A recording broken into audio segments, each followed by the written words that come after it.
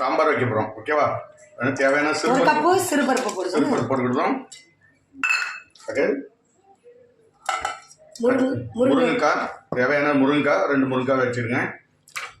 கத்திரிக்காய் தேவையான கத்திரிக்காய் ஒரு 2 கத்திரிக்காய் வெட்டி போட்டுடுங்க. மிளகாய் பச்சை மிளகாய் 4-5 காம்பனிக்கு இதை போட்டுக்கிடுங்க. பூடு வெள்ளைப்பூடு நல்லா தொலி நீக்கி வச்சுருங்க. தக்காளி போட்டுடுங்க. போட்டு வேக வச்சுருங்க. அதில் காயப்பொடி போட்டுக்கிடுவோம். ஓகே, பருப்பு குழம்புக்கு காயப்பொடி, என்ன பருப்பு சாம்பார் காயப்பொடி போட்டுக்கிடுவோம். மஞ்சள் தூள் பொடி 2 போட்டுவிடுங்க. கொஞ்சம் நல்லது உடம்புக்கு. பாப்பா உப்பு தேவையான சால்ட்டு. அதில் தாளசம் பண்ண போகிறோம்.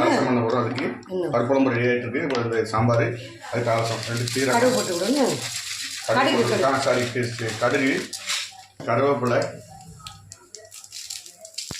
வெட்டிட்டு வெங்காயத்தை போட்டுவிட்டோம். சின்ன வெங்காயம் போடலாம் பெரிய வெங்காயம் போடுவோம். 2 உருளைக்கிழங்கு வெட்டி போட்டுக்கிடுவோம். ஓகேவா? புதுசா உருளைக்கிழங்கு வெட்டி போடலாம் சாம்பாருக்கு. ஆகிட்டு நம்ம என்ன காய்கறிலாம் நல்லா வந்துட்டு ரெடி ஆகிட்டு நம்ம என்ன வச்சுட்டு வெங்காயத்தை மசாலா பாருங்க, ரெடி பண்ண மசாலா வெங்காயம் பச்சை மிளகாய் சின்ன சீரகம் பெரிய சீரகம் அவ்வளோ வேறு ஒன்றும் கிடையாது. அதையும் நம்ம அரைச்சி வச்சுருக்கோம். மசாலா போட்டு நம்ம கிண்டி எடுத்துக்கிடுவோம். ஓகேவா? இன்னும் கொஞ்சம் லைட்டாக இன்னும் ரொம்ப வேண்டாம். அடுப்பே நம்ம குறைச்சி வைங்க, ரொம்ப இது பண்ணாங்க. ஓகேவா? சாம்பார் ரெடி ஆகிட்டு இன்னும் தோசை சுடுவோம். தோசை அந்த தாளசம் போடுவோம். நம்ம தாளசம் பண்ணி வச்சுருக்கோம் பார்த்தீங்களா, அதே நம்ம உள்ளே போட்டுருக்கோம். ஓகேவா? சாம்பார் எப்படி இருக்கு பாருங்க. தாளசம் போட்டோம்னா எப்படி இருக்கு பார்த்தீங்களா?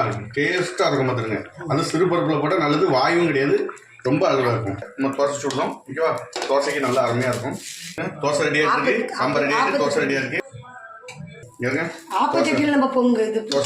தோசை வருங்க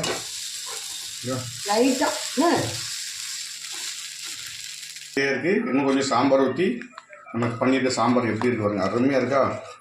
சாம்பாரை நம்ம தோசையில் ஊற்றி இதை சாப்பிட போகிறோம். ஓகேவா? பாருங்க, இதில் ஊற்றி சாப்பிடுங்க.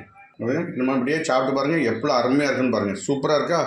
ஓகே, இதே மாதிரி நீங்களும் பண்ணி சாம்பார் பண்ணி இது பண்ணி ரெடி பண்ணி கொடுங்க. தோசைக்கோ இப்போ நம்ம சாப்பாட்டுக்கு எல்லாத்துக்கும் நல்லாயிருக்கும். தோசைக்கும் நல்லாயிருக்கும், சட்னியோடு சூப்பராக இருக்கும். ஓகேவா? நீங்களும் இதை மாதிரி பண்ணி சாப்பிடுங்க, ரொம்ப அருமையாக இருக்கும். மீண்டும் அடுத்த வீடியோ சந்திப்போம். நன்றி, வணக்கம்.